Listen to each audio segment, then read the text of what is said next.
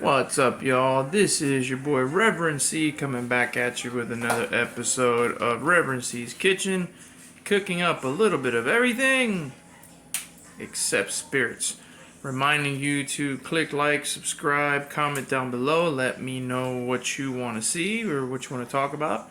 If you are in Florida's Treasure Coast or in the Palm Beaches and in need of an ordained minister for a wedding, a baptism, or need a certified Christian counselor to talk to, you can hit me up on this channel and I'll do my best to get back to you. Anyway, bringing you another quick cook. This is beefsteak. That's right, good old-fashioned beefsteak. This is Reverend C's take on it. Let's go in the kitchen and have a look.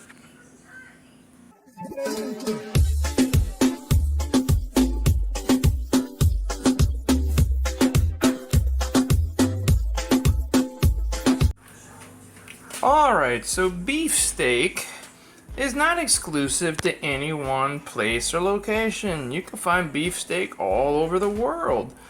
As far away as, Asia, Europe, South America, here in the States, the Caribbean. It is everywhere and everybody has a different version of it. I believe mine is the absolute simplest version and it's not exclusive to me. What you're gonna learn is this is Miami style beefsteak, and it's real simple. You start off with thinly sliced steak. Here I got 1.25 pounds, and these are the only things that you really need, okay? Some cooking spray, which is what I use, but you can use olive oil, regular oil, whatever oil you want to use. You can do it on an open flame. You can do it on an electric grill, don't matter. An onion or two, depending on how much onions you want. And the key ingredient, seasoned salt. This, of course, is the Aldi's version of Lowry's seasoned salt, but that is literally all you need. So you got your beefsteak, you're gonna season it. There's really nothing to it. Nothing at all. Just remember that seasoned salt is salt, and you can make it too salty. So all you really got to do, what I do, is you grab your seasoned salt and just kind of very gingerly salt your meat. You don't have to go overboard. There's nothing fancy about it. Okay? And literally at that point, once you've done that, you could literally flip this guy over, because remember that this has certain parts that are not exposed, that are not getting coverage. And when you flip it over, you will have coverage in the same fashion, where some parts will have it and some parts will not. So you repeat your process. Now I have gone ahead and removed the pad from underneath, so there's really no danger in the pad soaking up any of that yummy Lowry's. I may gotta do a little spread there so this one gets some of it. The reason I do mine in this way is because I don't want it to be overly salty. Because again, you got to keep in mind the other people in your household. Okay, but as you can see, I'm not. It looks like I'm going over heavy because I've gone a couple passes, but in reality, I have not, because I'm being very, very, very careful and very gingerly spreading it around. That's literally all you got to do. You can put away your Lowry's, okay, and have a look and see how much is actually on there. It's not a lot. That's the sauce. So right there, just let this bad boy sit as long as you want. There is no time limit. I would say the minimum, let it sit for about 10 minutes, okay, before cooking. Your onions, whichever way you want to cook, you want to cut them, is fine. I've already said my preference is I like to just take my onions and cook them in this cut them in this fashion. I find them a little bit easier to live with when you do it that way. Go ahead and cut them. You know, you don't have to bust them up if you don't want. You know, but that gives you plenty of onions and shouldn't bother anybody. Here's the question you might have. Can I add other shit to my beefsteak? Man, you can add whatever the hell you want to it. I mean, that's the beautiful part about it. This is what makes it regional. This is what makes it different everywhere you go. You go to the Philippines, you're gonna add soy sauce to it. If you go to, if you're doing it in Spain, for example, yeah, you may use a little bit of sofrito, or you may use a little bit of just plain good old-fashioned Maggi seasoning sauce, which is perfectly fine. In other parts, you know, down in South America, you're gonna use chimichurri. If you're like in Argentina, for example, with a little bit of garlic, and definitely in Mexico, you're gonna use a little cilantro. So it really doesn't matter. Like I said, this is Miami style. Most likely, this happened because it's Miami, man. And if anybody who is from Miami, like me, I'm a real Miamiite. Some fruit from South Beach, which ain't Miami. Stop comparing it to Miami. Anybody who grew up in the hood knows we don't have any goddamn money. Especially nowadays where it's very, very expensive to live there. Even in the hood. So, you know, you got to make a decision what you're going to use. And this is kind of like all in one, at least from the 1970s forward. So that's pretty much it in a nutshell. So, let it sit here. And then we'll come back with the magic of video. Alright, so now I got my pan already sprayed. Test a little bit of the heatness. Go ahead and drop a little baby onion in there and see how it goes.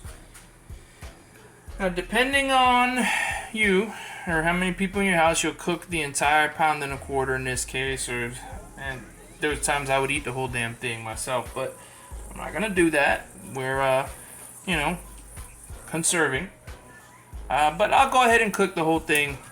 Just because this way we'll have some leftovers for tomorrow, for people's lunches, etc. Save some time. Alright, so you can see your oil's already hot enough. When you got those onions sizzling like that, and this is doing it on a pan, okay? When you're cooking it outside on the grill, that's going to be a little different. Right now, I lower my temperature down to about medium high. At this point, and you're probably thinking, how often do you cook? As far as how long?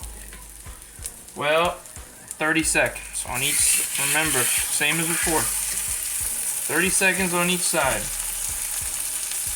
Just long enough to get it seared, but not long enough for it to stick. In the case of this frying pan, I can only fit 5. Spray it, because it's about time to turn it.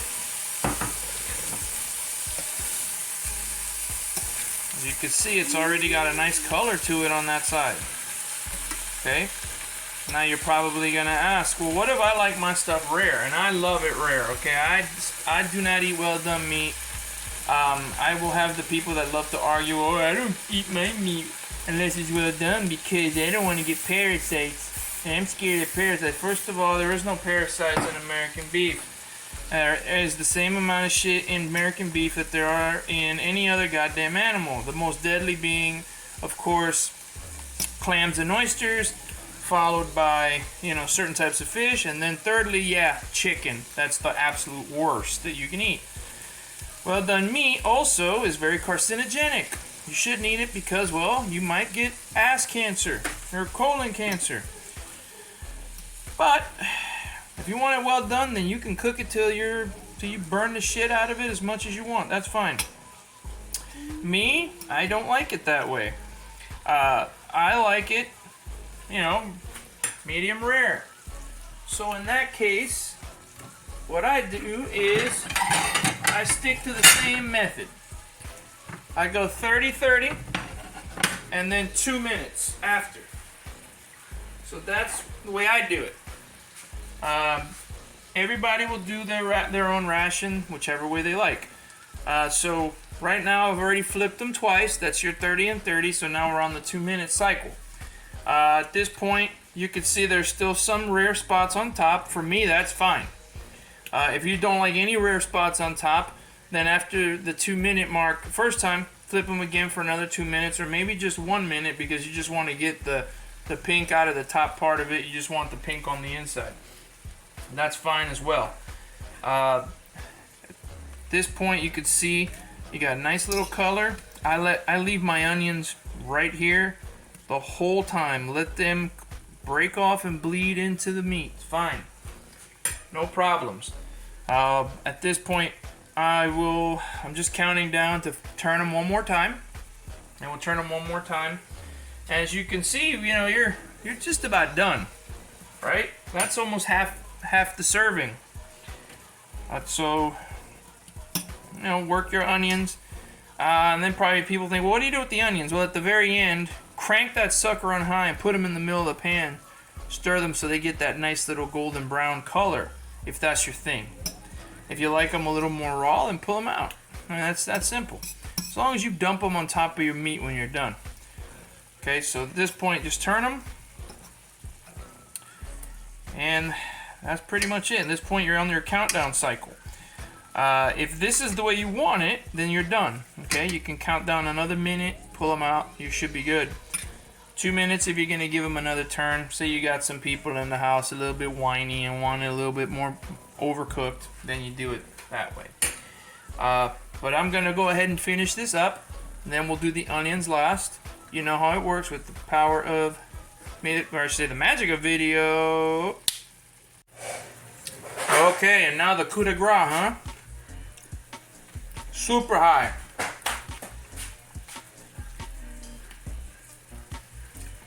Starting to see that bubble up. Okay, the goodness that's left over from the steaks. This is how I roll. Again, this is me. You don't have to do it this way. But just get them on that. Get them in the center of the pan.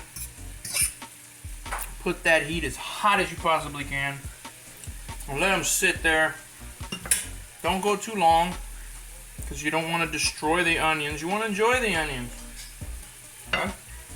You can see now they're really going to town, right?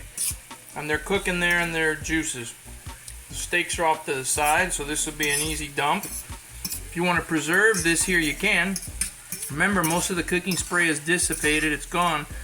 So this is going to be a lot of the juices from the steak itself.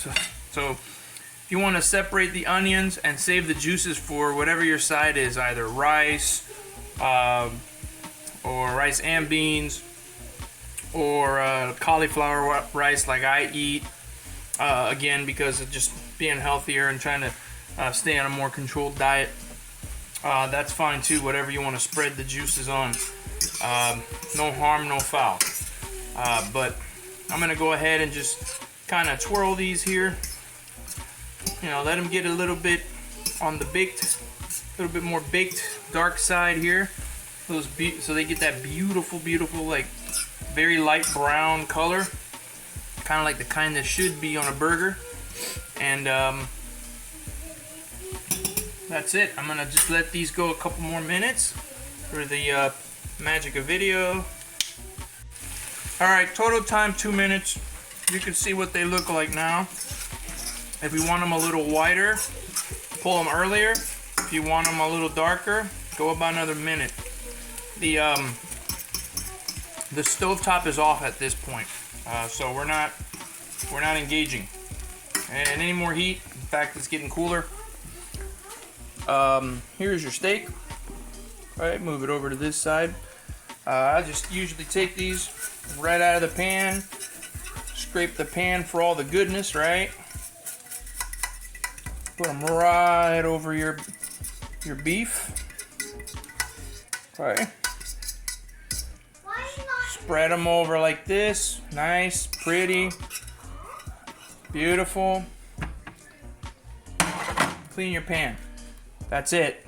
They're ready. It's ready to serve. Unless you want to let it sit there and let the onions do their thing. There is one X factor that I left out that you can and cannot use. Up to you. I have a lemon. I'm gonna spread a lemon. It'll give it a little more tangy flavor. Or a lime. I prefer lime, but I don't have any limes right now. I got a damn lemon. I'm gonna use the lemon. Spray it on your meat. I don't put it all over the meat. My mother, God rest her soul, used to. I don't. To each their own. I leave you the lemon. You do what you want with it. But that's the other one extra thing you can add on. But that's it. It is ready to rock and roll. And that's as easy as it gets, folks. Very easy, and in fact, you made yourself your meal for the next couple days if you really want to look at it that way. Or you could just simply go ahead and store it and bring it back out when needed. And it's even less work. All you gotta do is do the thawing. So that's it. So again, this is Reverend C reminding you to click like, subscribe, and if you haven't already, goddamn it, well, hurry up and do so down below. That's about all I got for today. So as usual, thank you for stopping in at Reverend C's Kitchen. Reminding everybody out there to stay safe, be ye kind one to another. Peace out, and I will catch you on the next one.